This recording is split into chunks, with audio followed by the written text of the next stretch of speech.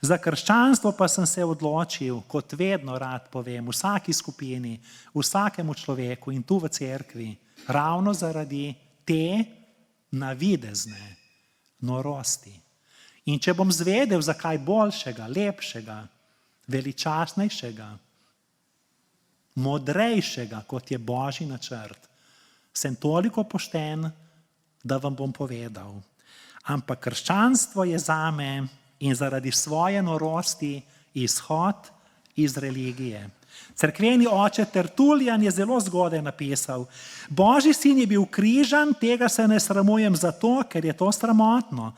Božji sin je umrl, to je vredno verjetja zato, ker je to noro. Bil je pokopan in je vstal od mrtvih, to je mogoče zato, ker je to nemogoče. Ravno zato je to čudež vseh čudežev.